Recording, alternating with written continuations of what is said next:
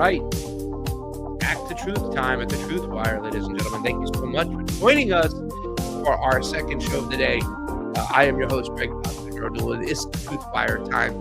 Guys, we have something special for you, something interesting. I've been wanting to do this for quite some time. We know there's been a lot of divisions within the left itself. What actually classifies somebody to be a left? There's different meanings. On the contrary, I stood differently than a lot of the people in the Democratic Party and the Democratic movement, the leftist movement in the United States, when it came to COVID. I actually spoke at Defeat the Mandates, where it happened to be a lot of conservatives, populist right people, a lot of doctors that leaned to the right when it came to their ideology and their politics. And now we seem to have a big division today with some of those folks because on the Israel situation or the Gaza situation, they tended to go along with RFK. Not all of them, but they were hardcore Zionists. So I've been wanting to have these conversations. I wanted to call them COVID conversations from the left or conflicting COVID conversations. But I wanted to have conversations about the divide and the differences when it came to COVID so we can talk about them. Because cancel culture was a real thing. I think that, you go back to COINTELPRO, which is an FBI tactic, a program which was intended to divide and keep people on both sides of the political aisle at each other's throats to make sure there was no real opposition in the United States. And I believe COVID was one of those situations where there was a divide. So I brought together a team today. Fiorella will not be participating in this one. She'll do the next one. Joining me today, I'm going to introduce each one of our guests to have these important conversations about COVID. We put together a great panel. So let me introduce, first of all, on my side today, a guy who's going to be kind of has the same view. You guys know Matt Weinglass. We've done a lot of shows together from the homeless left, and he will be part of the anti-COVID narrative, vaccines, whatever you want to call it. I don't know if we want to call it pro, negative. We're not monoliths here, but let's bring in Matt Weinglass from the homeless left. Matt, how are you doing today? Great, Pasta. I'm so glad you put this thing together. I'm really excited to have this discussion. It's long overdue. We should have been having this. Well, we've been talking about it, but this is a good form to do it. So I'm excited. Yeah, it's kind of crazy because when you went out to those protests, when you're at UCLA, the pro-Gaza protest, a lot of people were wearing masks. They had to show your vaccine card. It's kind of weird because we've been in the streets with different people at different times, different groups, whether it be conservatives or liberals or whatever you want to call them nowadays. It's hard to classify anybody, but we shared a similar stance where we were against a lot of the protocols. We were against the vaccine itself.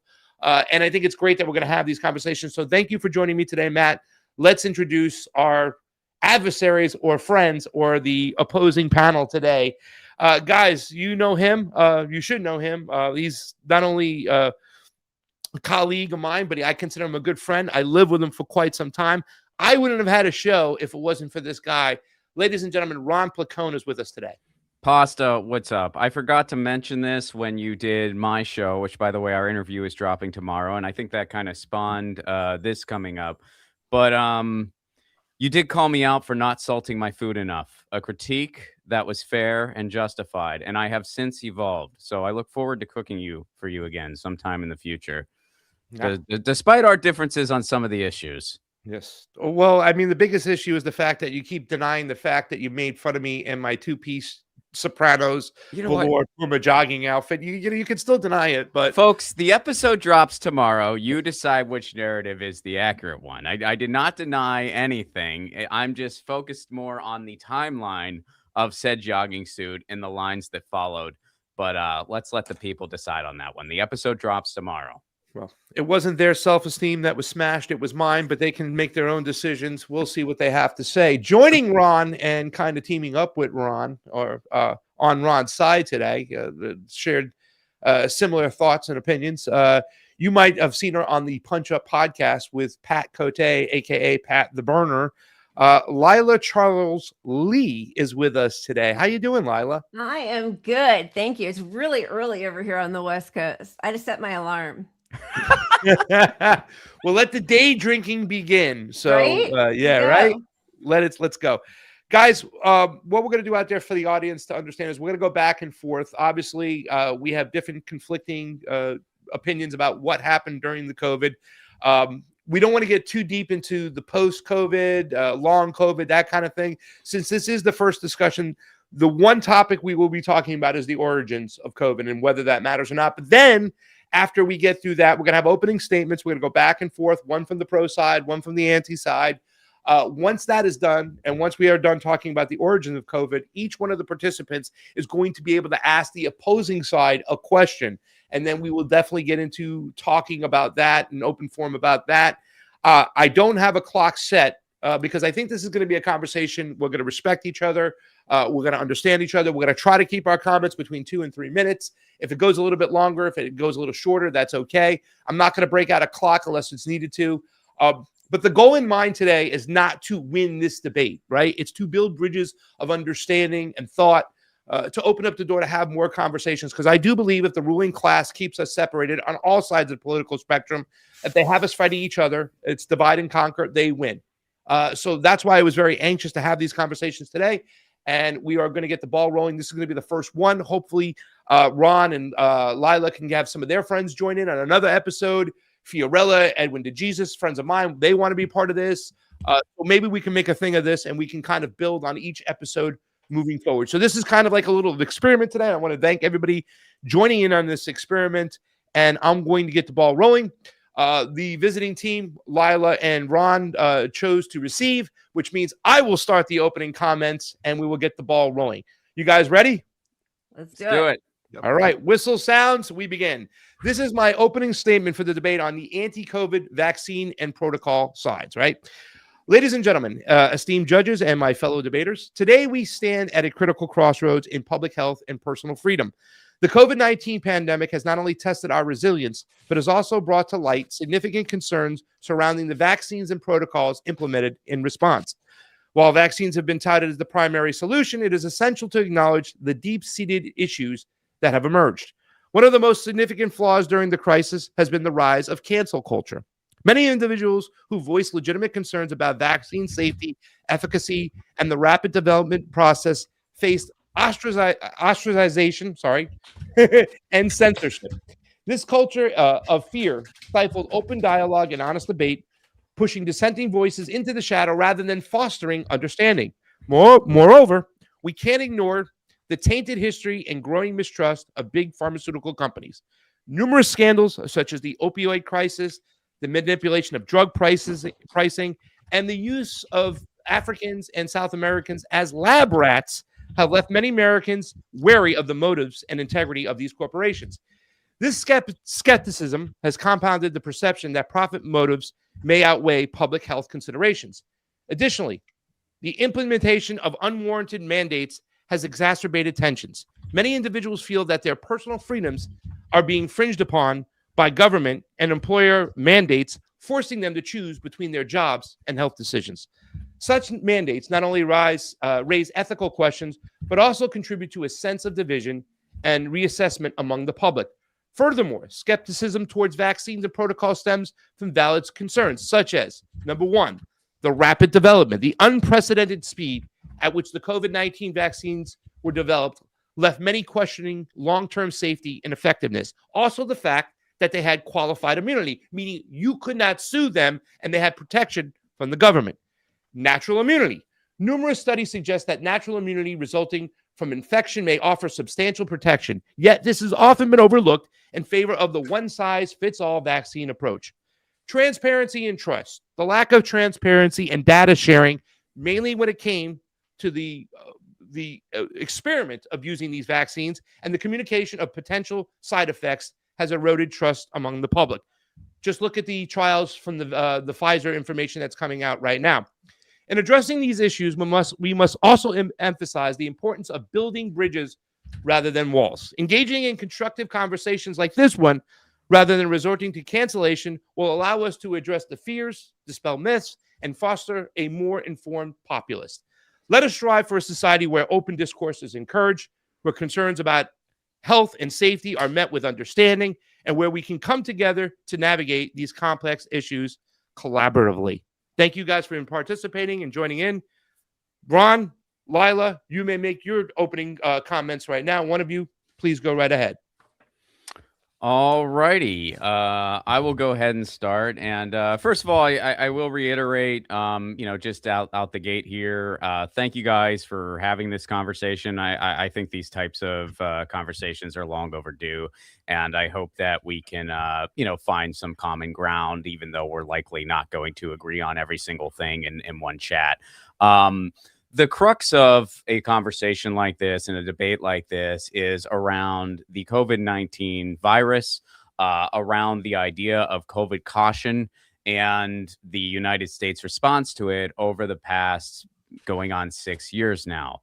I contend that the United States as a society, culturally and politically, has failed absolutely miserably when it's come to this pandemic.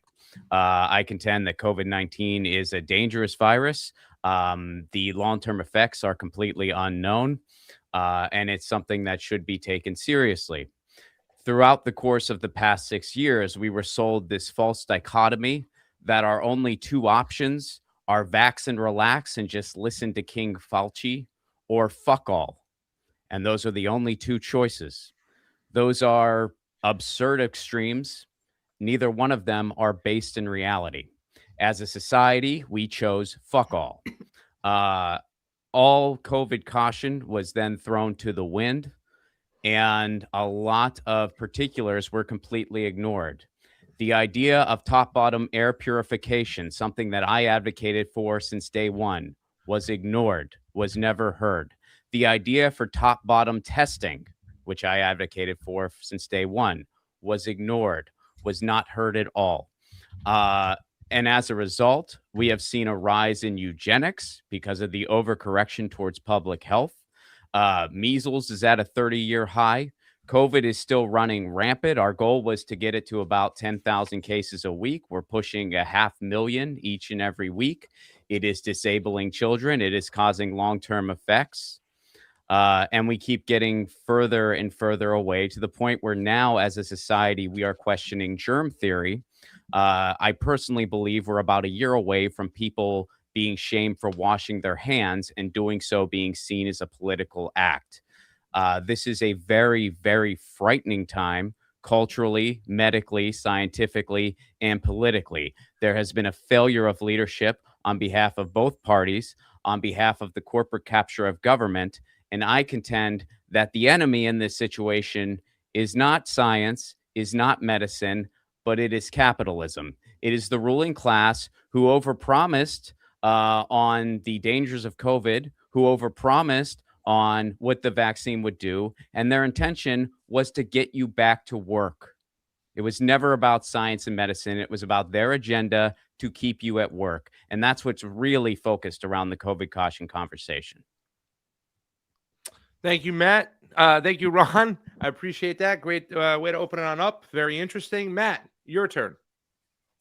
So I'll go back to 2020. What I noticed, experiencing this like everyone else, I was just like everybody, ready to take this thing very seriously. I saw the China videos, people seizuring up, twitching, going into these shocks, and then death, all happening pretty quickly. We saw a bunch of those videos. We were told in Italy there were dead bodies lined up in the street. My personal, place to start is to ask questions. What's going on? I had an opportunity to talk directly with a colleague in Italy. He was a sales agent of mine. I said, "Hey, is everything okay?" He said, "What do you mean?" This is in February 2020. And I said, "The dead bodies in the streets." He said, "Oh, that's actually not happening." That got a red flag right in the air for me. And I was, again, ready like everyone else. It got to LA. We were trying to follow these rules. But what I noticed is everybody getting on the fear campaign. The fear campaign was about 2 weeks to flatten the curve. Stay home. Don't go outside. There's going to be dead bodies in the streets. Of course, that didn't happen. And so right away, I was looking into it. What is really going on here? And when I saw my fellow, friends, family, colleagues here, particularly in Southern California, not want to have conversations, not want to look for preventative treatments, early treatment protocols, things that we were seeing getting silenced and censored. The stage was being set for exactly what I think a lot of people that don't look into it think, that there's going to be these two camps of all in or nothing. And it wasn't all in or nothing. There were other more nuanced ways to go about it. But those people doctors, particularly like Dr. Pierre Corey, a bunch of other ones, were getting deplatformed. We're getting canceled. We're not allowed to talk about preventative care, early treatment protocol, things that would prevent you from getting the thing in the first place. No, so that didn't happen. And so when you look at all that and you see people not wanting to ask questions, doing all in on censorship, that went against all of the, I thought the identity of a lefty was to ask questions, was to engage, was to care about other people's stories. And that's why we get these stories lost. And it set up an unfortunate precedent of how we went into when the vax was released and people lining up to get it, not asking questions about it. We're going to be talking about origins, but in this case, if we're already wired to be in two camps, then you're going to be all in on the thing that your camp tells you. And that makes science not science. It makes it a religion. And we said, trust the science. That was trust Fauci, King Fauci. It became this church of science. And that's not how science goes. Science is about asking questions. And, oh, shoot, it looks like I got a little frozen there. It's the Mossad. Okay, I'll come in and out. I'm done with my open. It's Fauci did it to you. Yeah, I guess he did, huh? Yeah. Is that good with your open? Yeah, I'm good. Let's get to Lila. Lila, jump on in. Give us your Fauci take. is science, I'm joking. Gotcha. Okay, so I am a leftist. I'm a socialist. I believe in democratic ownership of the means of production, in working class solidarity, public health, dignified lives for everyone. And the outbreak of COVID, for me, revealed once again how interconnected all of our fights are: labor, disability, healthcare, economy, racial justice. And it was the capitalist class, the right wing, who worked to orchestrate the end of the pandemic, the social end of it, in order to get us all back to work, back to school. McKinsey consultants, Mayor Pete's former employer advised governments that they should just simply announce the end of the pandemic, take credit for ending it, and create a path to the next normal. Opinion pieces in corporate media claimed that kids weren't affected, that lockdowns were bad for mental health, in spite of the suicide rates of teenagers actually decreasing during those lockdowns, and that masks were the scarlet letter. Ashish Jha, Rochelle Walensky, Leanna Wen, they mocked masks. They told us there was an urgency to return to normal, but they sent their kids to private schools with HEPA air filters, good ventilation, and they likely didn't have 40 plus kids crammed into small, stuffy rooms, as most of the working class communities and communities of color were forced to suffer through. And what was interesting to me was that poll after poll showed that Black and Hispanic people supported remote learning, work from home, and mask wearing. They understood the consequences of getting sick. They were also the demographics least likely to get the vaccines, both because they were skeptical because of historical horrors that had been carried out on their communities, but also because they didn't have access to healthcare. They didn't have primary care physicians. There wasn't a lot of trust in the medical community. Understandably, they'd been completely left out of our health insurance scam industry. And that, to me, really was revealing that there were a lot of people who enjoyed, and they were mostly white, wealthy liberals, shitting all over people who didn't get vaccinated, which I found abhorrent, especially because, as I just said, the biggest cohort of people who didn't want to get the vaccine were communities of color, but who still took COVID seriously and wanted to protect themselves and their communities. Children, we were told, were not affected by the acute phase of COVID. However, they were still carriers, and they were points of super spreader events in their communities, in their families, and for their teachers and staff at school. And I think, coming back to the fact that I am a leftist, you can't fight a global pandemic on an individual basis. It's called public health for a reason. However, as long as there is this financial incentive in medicine and the politicization where, before Biden came into office, we had Kamala and Biden and many Democrats saying that they wouldn't trust the vaccine. Then as soon as Biden came in, warp speed vaccine. They castigated anybody who didn't want to get the vaccine. So in theory, if there were no financial incentive, I would support vaccine mandates. But I think for too long, we've all seen that while science is repeatable and you should follow the science, it might change, but it's not etched in stone. Because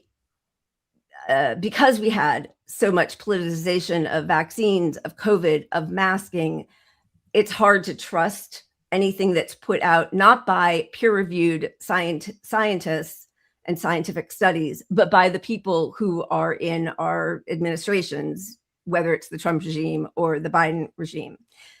But the truth is that the science on COVID has not changed. We've known from the beginning it's airborne, that it affects every organ, that it's a vascular disease. And we have now seen that COVID is the #1 chronic illness in children. Their cancer rates, their rates of diabetes, the fungal infections, tuberculosis are all making comebacks, which is why many people, even at the onset, recognize that the dysregulation of our T cells and our immune system liken this to airborne AIDS. Mm-hmm. So I understand not wanting to get the vaccine, but I don't understand not wanting to protect our communities. Because to me, that is what it means to be a leftist, is that we take care of each other.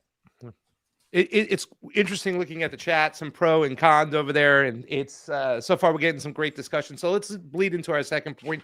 You guys are going to go first, right? Since we went first on the opening, so you guys make a decision. You can make it right here, talk back and forth. But I want to ask the question, and this is going to the panel. Do the origins of COVID, first of all, what do you believe they are, and are they significant in this discussion to what's going on? So starting from the very beginning. You guys, what do you feel the origin of COVID is, and does that matter in what we should have done public health wise moving forward? Do you want to go first, Lila, or sure. do you want me to? I believe, and I'm not a scientist, so this is just from reading, from doing my own research, that it was a lab leak. It's a biohazard level 3 virus that I absolutely believe, and I think it was, capitalized on by disaster, the capitalist class, the mass surveillance and all that. But I do believe, I believe that COVID it was a global pandemic that's killed upwards of 25 million people. So whether it is a lab leak or it happened, zoonotic, or from a bat or from the markets, I still think I still take it seriously. Yeah. Matt, do you want to jump in there? And Lila, if you want to make it clear, when you say lab leak, that it accidentally got out or it was purposely? Oh, I see what you're asking. Yeah, I understand what you yeah. You believe, do you believe it was purposely let out or it accidentally got out and hey, we have to fucking take care of it? I guess I believe it was an accident until I started reading the kill switch about Jeffrey Epstein recently. I was like, oh, that's interesting. No, but I mean, I can go down those rabbit holes. I do believe that it was a mistake. Yeah. Matt? Oh, you want me to follow up on another question or respond to the? No, this is the COVID origins before we get to open questions. So. Do you believe it came from bat soup in a Wuhan market, or do you believe it was a lab leak or purposely let out? Do you believe it was created in a lab? And how does that have significance on what transpired after? Well, looking at all the data and paper trail, and if you look at the timestamps, it clear not only was it a lab leak, it was absolutely done on purpose. COVID actually came from the University of North Carolina by our leading researcher that was studying the beta coronaviruses, working with the U.S. government, NATO, all this stuff. You could see all of the paper trail on this. Jeffrey Sachs looked into this, and then it was transferred over to Wuhan to be then distributed out there. But you can see the timeline, and I'm glad that Lila, you mentioned the Epstein files, because you can see the timestamps going way back to 2015 when we talk about the let's put together a pandemic preparation panel, Bill Gates emailing with Epstein, and they came up with an idea. of putting mRNA into a vaccine that they were able to get what do you call it? They had all of the documentation put together. He actually put Bill and Melinda Gates money, about $50 million invested in that vaccine, which got the patent and was able to get this thing going well before that. And if you guys know about Event 201, that's also something to look at. So when you look at that you've been planning for this thing, it's not an oopsie, we accidentally leaked something. It actually goes into the pharma, the profit over people model. Pharma doesn't capitalize when a random event happens. Pharma creates the event. You create the solution to the event, then the event comes out, and then you make the money off of it. And you see this time and time again. And we see this not just with COVID, with every other outbreak or disease we look at. We go, oh, there's the profit model right there. They do it over and over. This just happened to be a massively big one and a successful one because they were able to get it on a global level. Ron? Yeah, I got to be honest, and I'm not trying to be rude here, but I don't know what planet you all are living on. We all know that COVID-19 originated when Stan Marsh's dad fucked a penguin. That's well documented. Don't you watch South Park? No. Yeah. So the largest study done on this topic was done by Dr. Angela Ramusin. I'm probably mispronouncing it.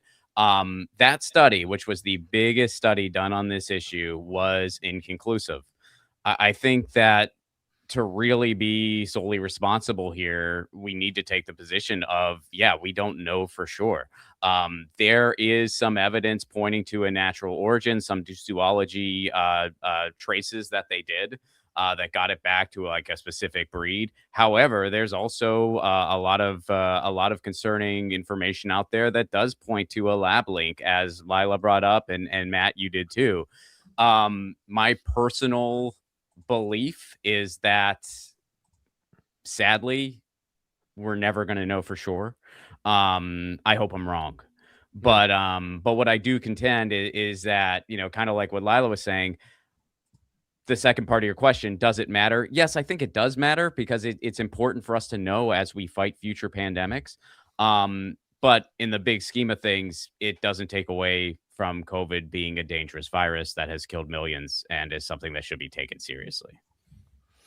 Okay. I'm going to go ahead and say it's not a lab leak. I'm going to say it's a bio weapon. I'm going to come out and say that. And the work that most convinced me was Dr. David Martin. Now, I'm not going to agree with everything that Dr. David Martin says, but when it came to this particular situation, when he had talked about the patents, and you can go back to the patent registry and you can look, there were patents bought by big time players, Bill Gates, other people, for quite some time that showed that they were buying up patents on coronaviruses, and they date back years and years before this outbreak.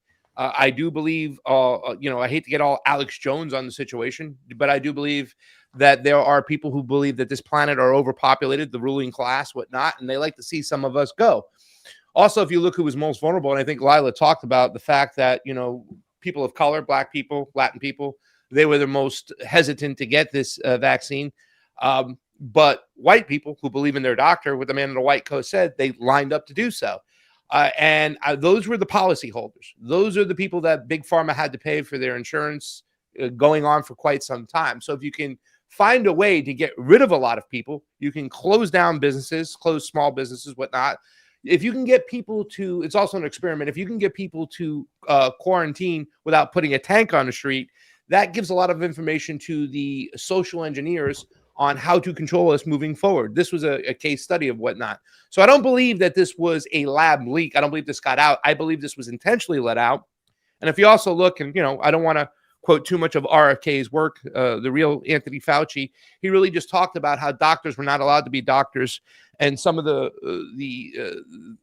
way things had took place in this whole situation, the timelines taking place. When you look at the Patriot Act all opened the door for us to do bioweapons testing again that once had been locked up. So I do believe 100% that this was a bioweapon let out. Now, the important thing that I want to emphasize, that if they understood what they were doing and they let this out, they probably also had a cure and understood how to control this. there were tests and there was information out that the CDC knew in 2016 that ivermectin was effective in stopping the transmission and lessening the viral load when it came to COVID-19. So I don't believe that this was necessarily a lab leak. I believe this is a bioweapon. I look at the Lockstop document, which was written by the Rothschilds I think it was the Rockefellers, which pretty much described the whole thing of COVID-19, the way it would take place. I think, Matt, you mentioned Agenda 2030 or Event 201. Event 201, Which or Dr. which David once Martin again, talks about, yes. yeah, Event 201 was another one.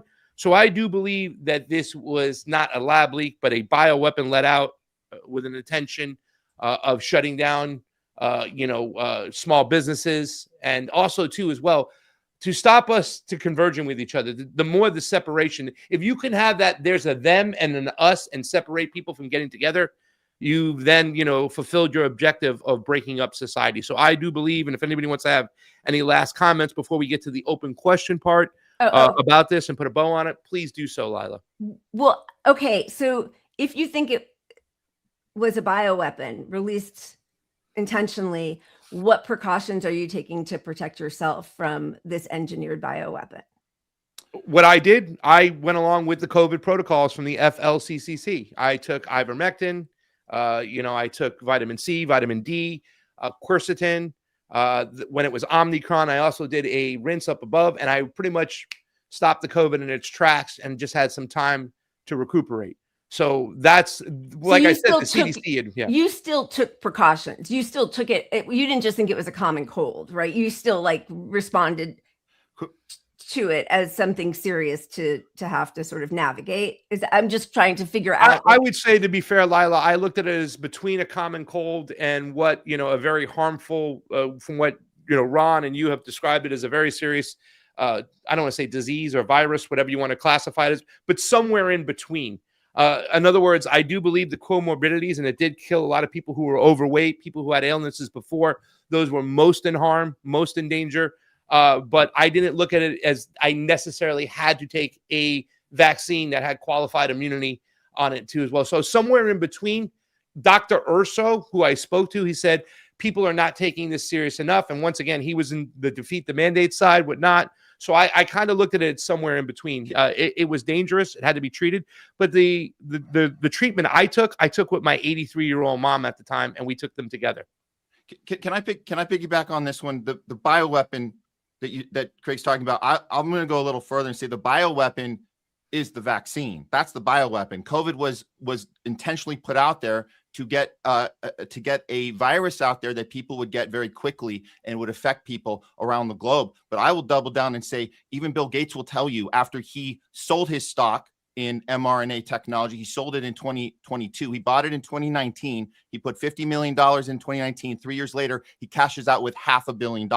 Okay, so that happened, and then all of a sudden he started telling you the truth about COVID. He said it acts as a flu. It only affects the elderly and people with comorbidities.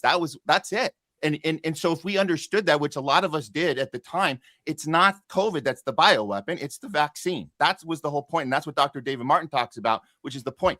We say they create the solution and then the problem. The solution is the thing they patent it. That's the thing you can see, as Craig mentions, the patent in 2001, 2002. It's all there well before pandemic preparation panel was put together in 2015 and Event 201 in 2019, and releasing this to everybody in 2020. So the precautions we take are across the board for all of our health needs, which includes all the supplements that Craig's talking about. It includes ivermectin. It includes exercise, health, engagement with people, just understanding how our bodies work and how all that stuff is good. And to be outside, not inside. Outside helps us in getting actual sunlight and playing sports and engaging with people. By the way, guys, and I'll let you guys respond to this, but why don't I incorporate my first question into letting you guys respond to this, because it's tied together. With everything Matt and I just said and what we laid out over there, my question to you guys was going to be, well, you all have a distrust in Big Pharma. I know, Matt, Ron, you and I cried about it several times. We're supposed to be on stage together at the Medicare for All March, and I got thrown off the stage because of my beliefs. Not that I was upset about it, but I thought it set the table for what was to come of the cancer culture that was purposely implemented.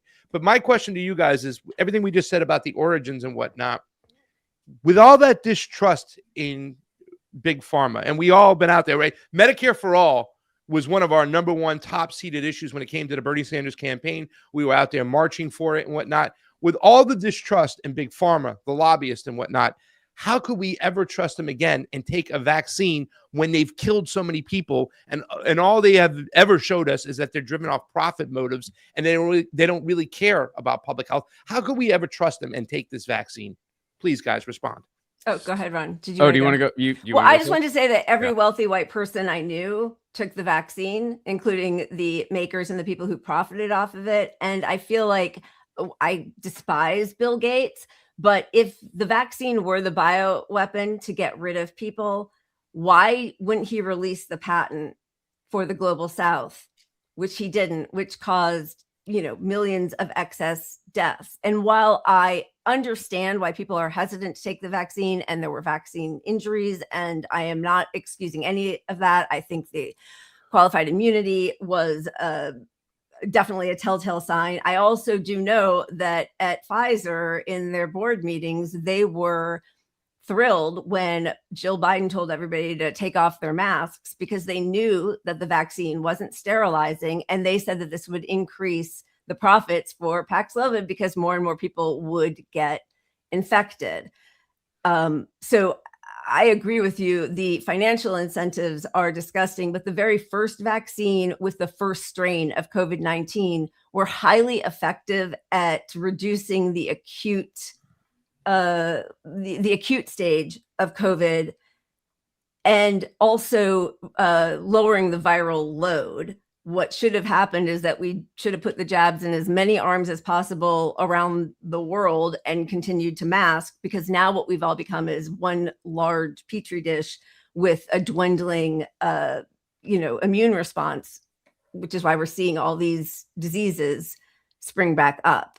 So I think I think calling it a common cold doesn't line up with the hundreds and hundreds of studies that have shown the long-lasting repercussions of COVID and how they can it breaks the brain-blood barrier. It has now been found to break the amniotic fluid in pregnant mothers. So I guess calling it a common cold feels like we are ignoring the science, but that's... Ron, jump in there. I just so wanted to clarify. It's not. I'm not saying common cold. You're making that case. Okay, sorry. I'm quoting Bill Gates, who said himself that it's signs of a flu, like a regular flu, and we had zero statistics of flu deaths in 2021. The only year we had zero deaths from the flu ever. Those masks are highly effective. Those masks might be working. Let Ron jump in. It is his turn, and Matt, I'll let you respond after. Go ahead, Ron. Mm-hmm. Yeah. The reasons we did have less of that was because people were masking and taking precautions. So to answer your question, Pasta, I am very, very skeptical of big pharma. However, when I say big pharma, I know what I'm talking about. Big pharma is not a medical degree. Big pharma is a business degree. Big pharma is not your EpiPen. Big pharma is the reason the EpiPen costs 10 times more than it should. So yeah, I mean, to expand on that, looking into these vaccines, there have been, and look, I acknowledge, like, these vaccines do not prevent transmission. Now, the science and medicine community never claimed otherwise. It was, talking heads that didn't do their due diligence. And it was Joe Biden and Jill Biden, as Lila pointed out, and also Donald Trump, because he was all proud of how fast it was when his name was on it. So it was all these politicians and talking heads that overpromised on the vaccine, again, because I think they wanted to get you back to work. As far as it being a bioweapon, I mean, there's been over 1 billion of these things distributed, Matt. So if you are right, I guess a lot of us are going to be dead in about a year. Unfortunately, tons of us won't be alive for you to have an I told you so moment. But I have a feeling that is not going to happen. What I think's going on with these vaccines, yeah, they are profiting off of it, and that's a problem. One of the ways they're profiting off of it, too, is the vaccine apartheid. If it was really some bioweapon, why did they withhold it from a bunch of people? Why did they bogart these recipes? Why do they engage in evergreening the way the pharmaceutical industry always does? That just doesn't add up. So yeah, there's all kinds of shady pharmaceutical corruption, but what I contend is that you don't throw the baby out with the bathwater. Are these vaccines the only tool for COVID? Of course not. And we've illustrated that throughout this conversation. There are plenty of COVID cautious people that are not vaccine or bust, that are not vax and relax. In fact, I would go a step further and say most of us aren't. Most of us advocate for all kinds of other things that were literally siphoned out of the conversation real quick. Are these vaccines helpful? A lot of studies say yes. There have been over 1,700 peer-reviewed studies in the scientific community around the world pointing towards the safety of these vaccines. Does that mean injuries never happen? Of course not. I know people who are injured by the vaccine. I'm sure that everyone here does. And I'll go a step further on that note, and I'll say that, I agree with a lot of people when they say that these companies should be held liable. Absolutely, they frickin' should. I agree with that 110%. Where I draw the line, though, is, again, throwing the baby out with the bathwater. Yeah. And really quickly, Matt, I'll give you a second, but I just want to respond for 2 seconds and let you jump in. And I want to get to their question next to us, because I would also, argue the fact that the reason why this was bogarted, because if there's a global mandate right now, and you have all the countries, whether it be China, Russia, Brazil, they're all signing on for global passports, you know what I'm saying, as far as vaccines are concerned. So the reason why these companies would bogart the recipe and hold out is that they knew there was going to be a mandate on them globally. They want to make as much money as possible before they give up that recipe to give it on out, right? So that's a very important part to point out as well. But Matt, let me let you jump in because I've said my part, and then we'll get to their question next as we put a bow on this question. Okay. Yeah. No. Looking at the data, I would just say to respond to Ron that the idea that you commit, and we know this as we are critical on Israel and we understand how genocides work. The response is always, if they wanted to genocide Palestine, they would have done it. Well, they did do it. There's a rollout method to turn something into a parking lot. Now, what is the end goal here? It's not to turn us into a parking lot, but it is, like Craig says, there's a method in place to reduce population. But more than that, the method is there to keep people tied into the pharma machine. And the way you do that is you issue, it's not preventative, it's not early treatment, it's reactionary treatment, which Western medicine has always been, and that's part of the big pharma game. So we understand that method is you have a treatment for something that then causes more problems. And I'll just end with this so we can pass along. But my personal story is my father-in-law getting every possible major a repercussion from the vaccine, and was fortunate enough to have a doctor tell him, don't take any more, because he would have kept taking them. And he said, don't take any more because there might be a link here. He ended up with blood clots everywhere. We're talking about total brain bleeds, kidney failure, everything. The guy's still holding on because he had an entire team behind him, including my wife, who's an RN. It's the only reason he's alive right now. But you want to talk about one man spending $7 million to keep him alive. So do the math on that, and you can see, because people say, oh, if they kill us all, how do they make the money? This is a perfect example how one person who did what he was told, which is take those 3 shots, and was fortunate enough to not take the 4th, but that's $7 million and counting. That's the method in place. So you can see it if you just step back and not fall for they would have parking lotted all of us instantaneously if they wanted to kill us. They're killing us in more subtle ways, and we're seeing it every single day with the statistics of all the health problems just globally. It's absolutely insane how bad it is. Lila, I'll give you Lila, why don't you respond to that really quickly? And then Ron, why don't you ask a question after Lila, because we are on time constraints. I didn't realize that this discussion was going to be this lively. We probably need 2 hours to discuss this, even with the first one. But Lila, respond to that. Ron, ask your question to us, so at least we get 2 questions in from opposing sides before we wrap the show. Go ahead, Lila. So I did just want to say, and I'm so sorry to hear about your father, and that's horrible.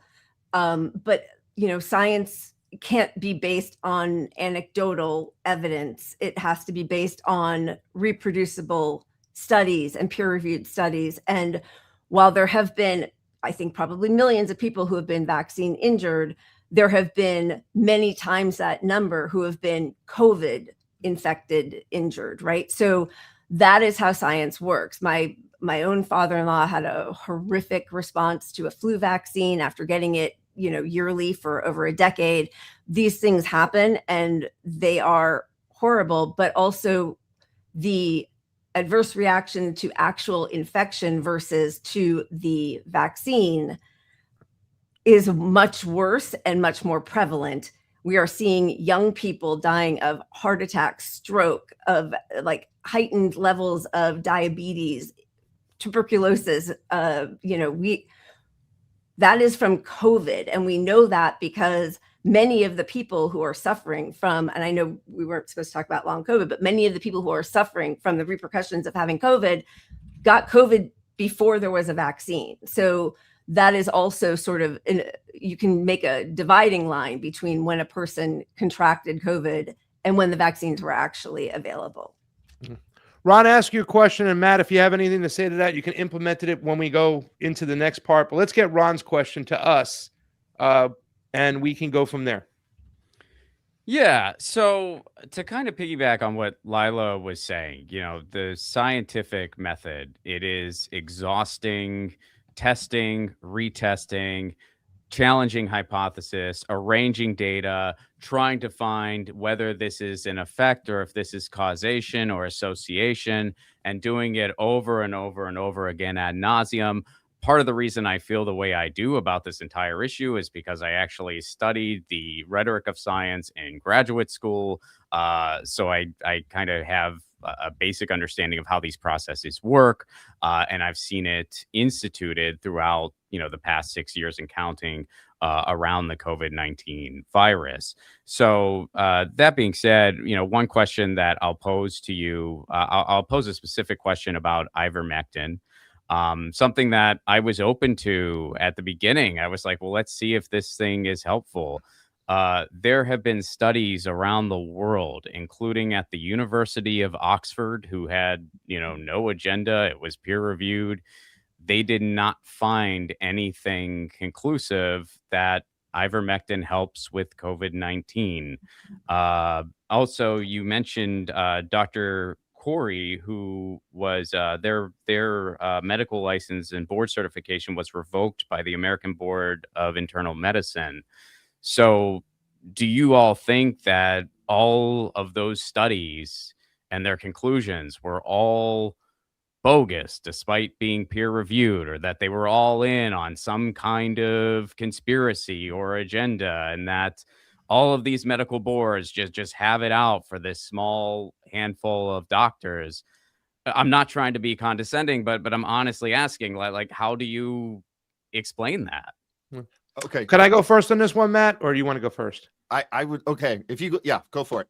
It's ivermectin. I think I deserve to go first because I was the first person to make a video on it real quick. And I'll be brief and I'll let Matt jump in there because I did my video 2 months before the Dark Horse had Pierre Corey on. That was with Brett Weinstein, Ultra Zionist, with Pierre Corey to talk about ivermectin. And I did a video on it 2 months before that.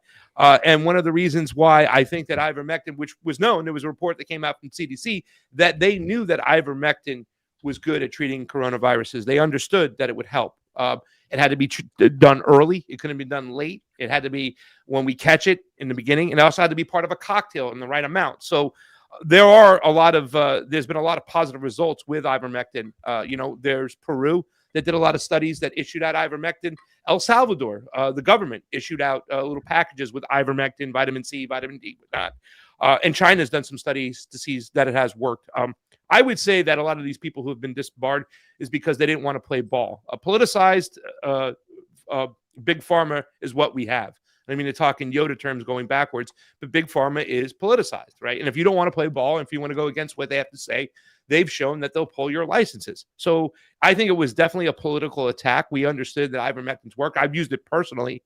It was on the WHO's list as one of the best medicines out there. And here's the thing.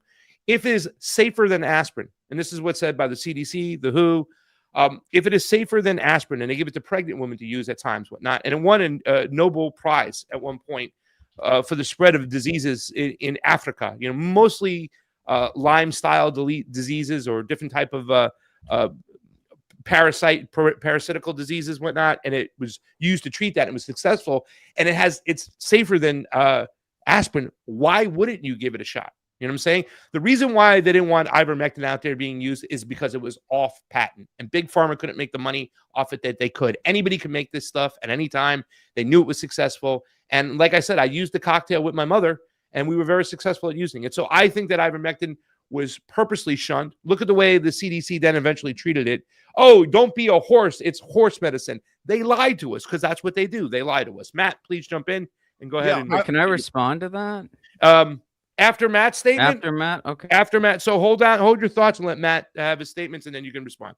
Yeah, I want to answer directly. Yes, it was a conspiracy to take down Dr. Pierre Corey. Absolutely. He ran the FLCCC. He went in right into DC. He talked in April 2020. He said he showed his information. He thought he would be treated as a hero, as somebody at least that had some sort of method to help people. He was completely blacklisted. His company, the FLCCC nonprofit, went to these countries that Pasta mentioned. I know personally because I have family in El Salvador, in Mexico. We went to Mexico. We went to see what those early treatment protocols were about. Anybody that went, if you were in Mexico, El Salvador, I can say personally know this, got positive for COVID. They got an early treatment protocol directly from Dr. Pierre Corey's FLCCC care package, which included ivermectin, included vitamin D, zinc, quercetin, the whole works. And they all got better overnight. And guess what? They reopened in Mexico while we were locked down a second time in California. Not because people were being foolish and stupid. It's because we didn't understand that we could treat this thing with preventative measures and early treatment. And as far as those studies go, I'll say 100% those studies were rigged on purpose. I know you say reviewed, but I have to tell you the way they rig it. Ivermectin needs to be studied in the first 5 days. It has to be. They purposely took people, waited several days after that, then started the treatment and only did it for 1 day. And then they put in that, and some of them did 2. But none of those studies you mentioned, I looked at all of them. None of them did 5 days, and they never started when you were supposed to start on day effing 1. That was on purpose to prove it doesn't work. And the last thing I say is that tweet going out by the FDA that was coordinated. It was a lie. It was an attack on Joe Rogan. Joe Rogan, who said, I threw the kitchen sink at it and I got better. And they wanted to make him, CNN wanted to take his ass down, even with Sanjay Gupta, the big doctor of CNN, going on there, admitting to Joe Rogan and his 11 million people listening to his show, admitted that they sabotaged him on purpose, and they got to do what they got to do. Last thing, to get the emergency use authorization, there's 4 things that need to happen. One of those 4 things, and I'm talking about the vaccine, the bioweapon vaccine. You can't distribute it unless one of these things has to be very clear, and that's no other treatment can treat this thing. That's why the takedown of ivermectin. That's why the takedown of Dr. Pierre Corey. Textbook conspiracy to take him down. I'm done. Ron? Yeah, so you mentioned, Pasta, that the CDC, first they said ivermectin's good, then they vilified it. So, I mean, I'm curious, like, what's the reason for their back and forth on this? And I'm assuming this is also the same CDC that said you can go to work with COVID, and if you open a window, you'll be fine. So, I have some skepticism from that organization. Matt, some of these studies were conducted by the people who founded ivermectin. They had no agenda to have some conspiracy. Nobody disputes that ivermectin can be a very useful drug in the treatment of parasites and whatever else it's used for. I think that thus far it's been given a fair shot, and there has not been all that encouraging of results. Pasta, you're saying it helped you. I have no reason to not believe you. I know other people who tried it, who are suffering from long COVID, and who tried it when they initially got COVID, and they said it did nothing for them. I have no reason to disbelieve them until there is something conclusive from the science and medical community that has been tested and tested over and over again. Verdict's still out, and that's about it. I mean, you have to look at where the science is at and also how a virus mutates. A lot of these issues that y'all bring up could really just be explained by how a virus mutates. A virus mutates by chance. It does not have a brain. It cannot evade anything. A virus just has a susceptible host, and then it mutates by chance while it is in that susceptible host. So when these vaccines were first rolled out, they were somewhat effective at preventing transmission. They were never 100%, and they never claimed to be for anybody who read the sheet of paper that was handed to them when they got their shot. Then what happened was, well, there were still a lot of susceptible hosts out there because we just kind of opened up.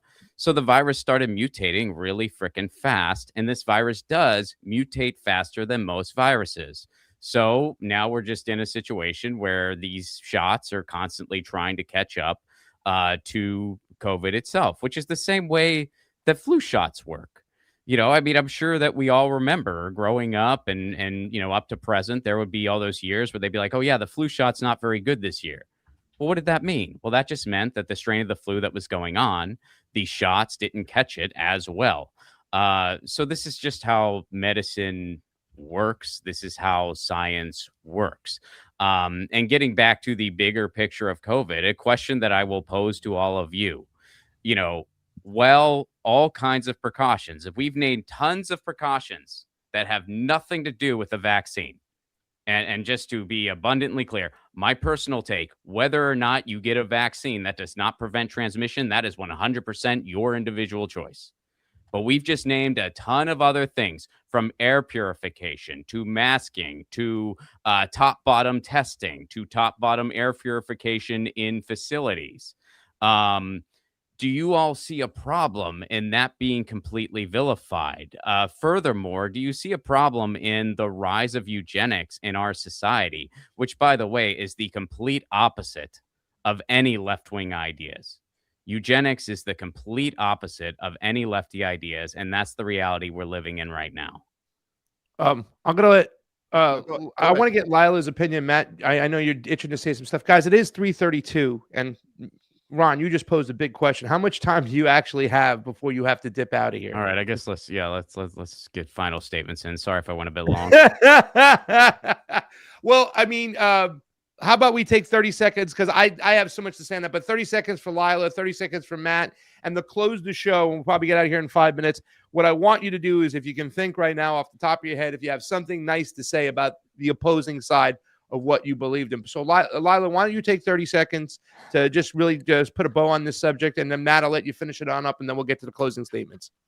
Okay. I guess my overall statement would be COVID. We are still in the midst of COVID now. Over 100,000 people are dying every year. It is the #1 chronic illness for children. Their rates of, again, pancreatic cancer, diabetes, and fungal infections that are resistant to antibiotics are skyrocketing. We see young people having heart attacks and strokes. It's a vascular disease, and it doesn't shed. It's in every single organ. They know this from doing autopsies. We're only 6 years in. We don't know what it's going to be like when people get 3 infections a year, and we don't know. A lot of people think they've never had it, or they've had it once, because we don't do daily testing. And a lot of people, they say like 60%, up to 60%, 40 to 60% could be asymptomatic or pre-symptomatic. So I do still take it seriously. I value my brain and my heart and my health. I have 2 children who I want to, be able to be around for a long time. I have, people who are immunocompromised in my life. And it is, to me, the idea that we are just supposed to get back to normal, it's practicing eugenics. And as Fauci said, the vulnerable will fall by the wayside. And capitalists don't care. We see that with, genocide and bombing and ICE facilities and all of it. They do not care about our health. They are a right-wing elite class. And they stand for against everything I stand for as a leftist, which is protecting our community. And that, at the beginning of COVID, there was a huge emphasis on, kids don't get it, but we need to protect the elderly. And even though they were wrong, kids do get it. The idea that we are supposed to protect each other, and we do not just lift ourselves up by our bootstraps and try to fight a global pandemic on an individual basis, to me, is the very, basis of being a leftist. Matt, 30 seconds to comment on that. Let's just get on out of here because I know people have to jump on out of here. This show should be 2 hours, not just 1 hour. And maybe you guys would agree, Ron and Lila, to come back and do this with again because we have a lot to discuss here. So please, Matt. Is this my closing or this is my response? This is your response. Okay. But try to keep it under 30 sure. seconds to a minute, and then we'll do the closing.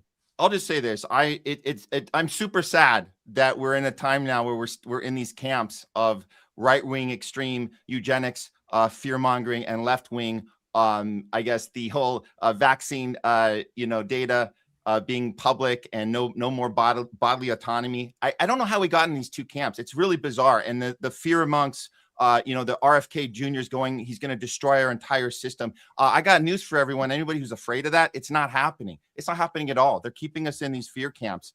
None of this, we are business as usual. Everything is happening on schedule. And if you guys didn't notice this, Trump's first day in office, within 24 hours of his second term beginning, he had Larry Ellison come right into this office and say, guess what? You get awarded your contract. This is Oracle. This is the guy. This is Israeli spy tech psychopath saying you're going to do some pre-crime, but it's pre-health. We're going to get mRNA into everyone. You get $500 billion to do this.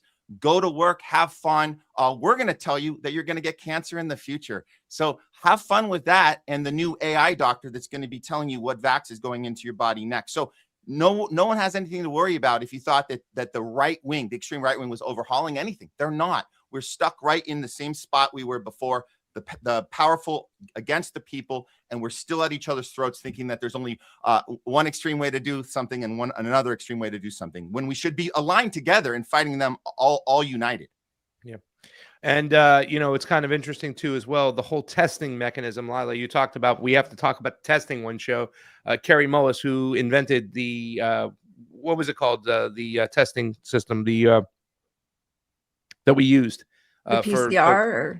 PCR. Kerry Mullis invented it. He said it's not a diagnostic test. It's being used in the wrong way. Fauci doesn't know what he's talking about. He accidentally suicided himself shortly after, and we never really got some answers. But that's very interesting. This is conversations for another time. I just want to finish up the show because I know a lot of us talk about Western medicine. And my positive thing to say is that the reason why I'm very interested in listening to Lila and Ron and some of the points they made, I do find them interesting because my own struggles last year. I had this chronic inflammation. I was in my bed for almost 6 months. And I got to tell you that I wouldn't have been able to get out of those beds sometimes if it wasn't for prednisone, which is a Western medicine that's been used. It would help me calm my inflammation. So I do think that, even though a lot of people like to bastardize Western medicine because it treats just the symptoms, not the actual problem itself, right? That's what Western medicine is mostly about. There is a need for it. And there's a need for talking about these things and understanding these things. I disagree with what Lila and Ron said today, but I do think it's a necessary form that we have to dive into and we have to put on the table. I don't believe, from what I've heard, from what I've looked at, that when it comes to children, that most children have there's a better chance of winning the lottery than children do of dying of COVID. However, these other incidences that you had talked about that need to be looked at. So I do want to say that today, with you guys bringing your information to the table, and one of you two can go next for your closing statement, that Western medicine is necessary. It is part of the puzzle. It's not a one size fits all. I believe looking in Chinese medicine, functional medicine, talking about ivermectin and the other treatments, I think is important. But there is a place to talk about all these things together. And I thank Lila and Ron for coming on the show. One of you two, please make your closing statement, and then we'll go to Matt, and then the person who didn't go will go last.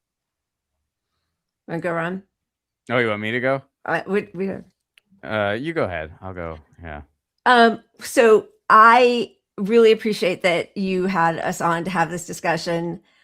I am not a scientist. I don't think any of us are scientists, but we all have been doing research, and I knew coming in that we weren't going to change each other's minds. But I am happy that you gave us a chance to say what the science that I have been following has been saying for years on your show. So thank you. I appreciate that. Thanks you for coming on, Lila. Matt. I'll just say this. I think we're all connected on one fundamental principle as lefties. I think we do hold big pharma accountable, and we are skeptical. And I just urge people who maybe are hearing stuff that Paz and I are saying for the first time, and maybe it's hard to process. We're seeing a lot of stuff. I know I talked really fast earlier, a lot of stuff that we've been looking at the entire way. We didn't just come up with this overnight. We've been looking at this from day one. I would just urge people to look at the numbers of the profit model in pharma right now. We talked a little about the overwhelming children problems right now. I agree with that, Lila. I agree that we have massive heart attacks. You're looking at just the blood clotting, myocarditis. You're looking at healthy athletes, young boys just dropping dead in the middle of their sporting activity. I mean, these are things that are happening. And the problem is we never had a safeguard in place. Safeguards are pharma's worst enemy. And we know this. There was no safeguards during COVID. So you understood those numbers that you keep talking about. Go back and look at those. Those numbers of deaths are not accurate. Those were not accurate on purpose. We need to go back and see that when you have COVID or died from COVID, those were combined together to make people afraid. So when we're looking at results right now, whether it's long COVID or from the COVID vaccine, we have to do our own research. We can't wait for the science to come back because they don't separate the two. If I'm not allowed to ask why a young boy dropped dead for no reason in the middle of his soccer practice, I'm not allowed to ask what his vax status is, then I know for a fact I don't have to be a scientist or a doctor. I just have to be a human being with common sense and critical thinking skills to say that's not the way we do things. If you're not going to look into that and look at those statistics of how many shots he got and why he dropped dead, we're not going to know what the long-term results, not only from long COVID, we're not going to know, certainly not going to know from the vax. Matt, do you have anything nice to say to Lila and Ron for joining the show? The closing statement. Maybe I should have closed with a circle back to what I started. I know there's a lot we want to say. I got it. I want to say that I appreciate that we all are starting from an honest place of leftism. Pasta and I, we've been in this realm with people that never were in our space, and we were talking to them about this, and they didn't start where we started. So it's been very lonely to be in this space for so many years, 5-6 years now. So I am.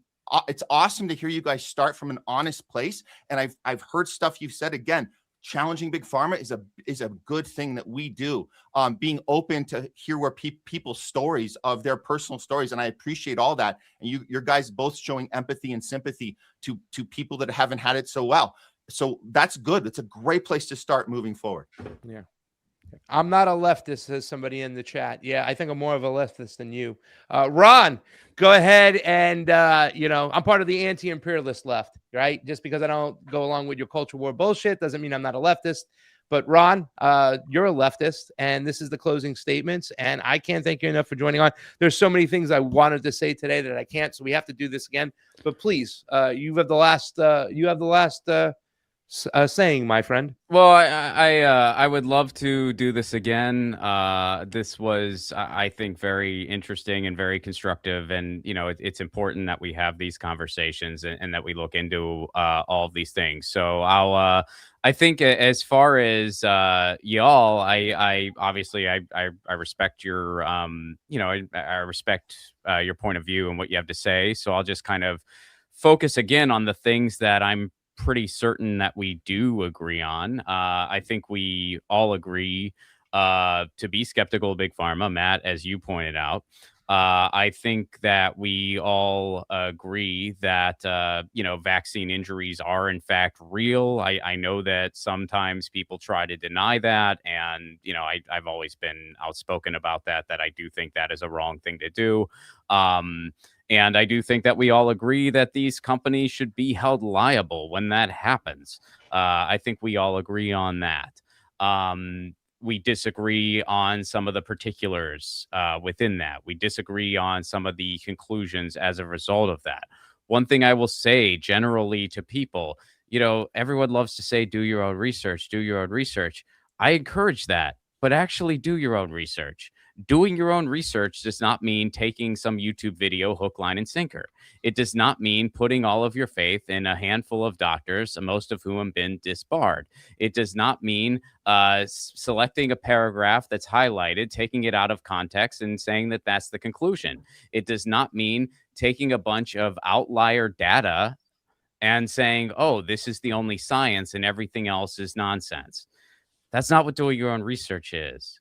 Doing your own research is waking up every morning and saying, could I be wrong?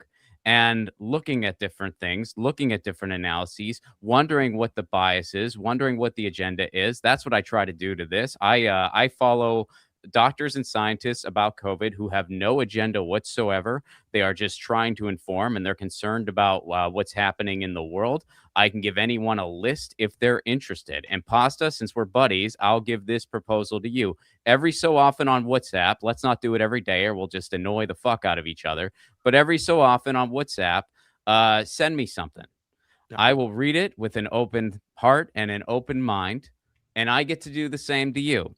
Now, the only rule is it has to, fall into the category that I mentioned. It can't be some YouTube video from some talking head that I don't watch ever. It can't be some, like just sort of highlighted paragraph thing. It has to be a peer-reviewed study or a peer-reviewed article or something that has something to dig into. And I'll do the same to you, buddy. And we'll keep it back and forth. And hopefully my Penguins beat your Islanders this year. Well, the Pens and the Islanders play tonight in a big game, trying to get into the playoffs. And I will not send you. I've never been a big fan of Alex Jones, but I love doing his imitation. You can't send him if it's an invitation. That's fine. And I really think the most important thing is that we come back because there's so many things to say. So if you want to have a conversation with the homeless left guy, Alila Charles Lay, who's there with Pete Lila, who's there with Pete Hedseth and Ron Placone, take my dick juice. Alex Jones, Infowars.com. He tries to sell penis juice. I mean, that's what the guy's trying to do. It's ridiculous. I'm not going to share any video with him for you guys. But guys, thank you so much for coming on. Let's continue this conversation. There's so many things I have to say. So let me know when you guys can do it again. We'll come back. We'll have these conversations. I think your last closing statement, Ron, we should play that and open up the next show talking about doing your own research and what research we found. We'll send each other stuff left and right. Lila, not Leela, if you can send me your information, maybe we can start a chat on WhatsApp, the four of us, and kind of get into it and then pick it up on the show. But thank you guys so much for coming on. I think there was a great start to this conversation. How do you guys feel so far? Lila, Ron, about the conversation? Can I just say one real quick thing that I really want, because I know you have a lot of, like not COVID cautious camp folks in your audience. I just want to throw this PSA out there because I never got the opportunity to. You know that there's a ton of COVID cautious people that also can't stand Fauci. Like you all need to know that a lot of us can't stand the guy. Yeah. Like there's a lot of us. We don't like the guy. I just feel like that's an important PSA to get out there. Yeah. Okay. Matt. No, good of note. It's I have to say that when I realized that he was the same guy that was the villain in Dallas Buyers Club, this is the guy who put the AZT out there purposely to kill people with AIDS. We know that he failed miserably on the absolutely. So they were saying fire Fauci from the left, like LGBT was saying fire Fauci in 1985, and they left that out when he made his appearances on SNL and Brad Pitt doing, and everybody's cheering him on like he was Mr. King Science. So that's another thing we agree on. I mean.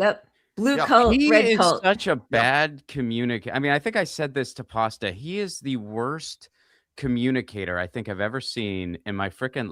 If you ask that guy what he had for breakfast this morning, he would say, "What do the American people want me to have for breakfast?" Like he wouldn't answer the freaking question.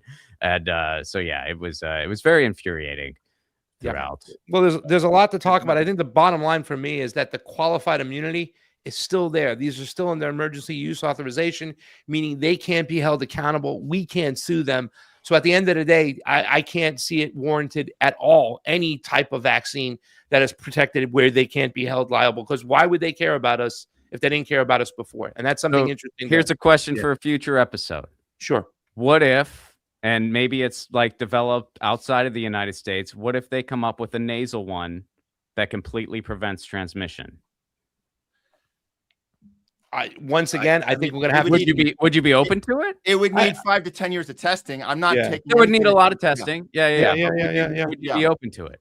As long as the qualified immunity is pulled and they could be liable for their actions, then I'd be open to anything they had. I'd be open to anything where the VP of Pfizer wasn't telling us in public that, of course, we didn't do testing for whether it was safe and effective. We had to follow the money and follow the speed of science. That was her quote. We had to go with the speed of science and get this out immediately. Of course, we didn't test for transmission and effectiveness. That's the Pasta, big what thing. if what if I've it got a only- solution that works with every single strain of this virus. Clean the air, ventilate, and wear a mask. And then don't even worry about the vaccines. Cheap, Risk versus easy. reward on masks are really bad. When you talked about Leanna Wen talking about putting those masks on their children, how it distorted their face, there's a whole conversation. You guys are bringing stuff at the very end when we're supposed to be nice I to know. each other. Yeah, And what are we you're- doing? What? Being nice. Come right? on You know, now. guys, Come the on, bell you can- sounded, the whistle blew. You know, All right. All right, you're right. I got a screen, Let's I got a come screen back. on my Let's submarine do this too. Ready to again. go. I'm going down with the. I thought this was a foreshadowing for. I was trying to help you, man. I was giving you like tune in next time for. It's a I was preview. giving you- Preview I for was next giving time. you a cliffhanger, man. Yeah. No Always have seatbelts, my no back. condoms, Pasta. no masks. What if the I Safety know you first. always have my back, especially when I wear my two-piece velour purple Puma outfit. You have my back then. I was gonna say, what if this nasal vaccine of the future works, but only if you're not wearing a jogging suit? Would that be would that No you'd have- way. you Off couldn't do it limits. then? If I can't Oh. wear my two-piece You're Puma gonna have to outfits, get an exemption. You're Done. gonna have to No write way. it for you. not doing it. But listen, if you guys agree to come back, because this was great, right? There was no mudslinging, and there's been some tension between our camps. I just really quickly, would you not agree, Lila, Ron? I know Matt, you probably would, because we've talked about this some more, that COVID-19 was one of the most divisive issues for the left out there. You know what I'm saying? There were a lot of people. People say, "Oh, Pasta, he's a libertarian," but I'm a leftist libertarian. You're not going to like my Yeah. response because I don't think it was a dividing issue on the left. I think people maybe have to change the definition of what the left is if they aren't looking to protect communities. I don't know what else to say, but that is it. To me, it's like that is a leftist ideal, is you help protect each other. So to me, yes, I mean, I understand. And obviously it was capitalized on, the surveillance state, all of that. I agree with everything you guys are saying. I don't think that there should be vaccine mandates, but I do think that the science shows that it still is a very serious disease and it's not a cold. So, I mean, if that is the division, then yes, I guess that is unfortunate. Well, I don't think we were it. divided either, Pasta. I think we were kicked out of the left. They didn't want to have conversations. They said we were Trumpers. They said I was called a white nationalist. I'm telling you, this is crazy. I'm in Hollywood here. I was called all these names just for saying, hey, can we look at the trucker mandates in the streets? Like, oh no, those are all Nazi Trump voters. I'm like, they're Canadian. What are you talking about? How are they Trump? But like, you couldn't say anything or you weren't part of the club anymore. And that's why we do the Homeless Left show, for this exact reason. I don't think we were divided, Pasta. I think we were banished. So we're a small amount of us. That's why I appreciate being able to be in a space and talk to people that we started from the same place. We started from those principles that we want to get back to. So I appreciate the ones we agree on here. We can move forward from that. Well, and I'll just point out real quick, just to kind of be fair here and go on that question. It definitely goes both ways here. I mean, still to this day, I will just tweet about whatever, and I will inevitably get the like, "When's your next booster?" which isn't even accurate and doesn't make sense.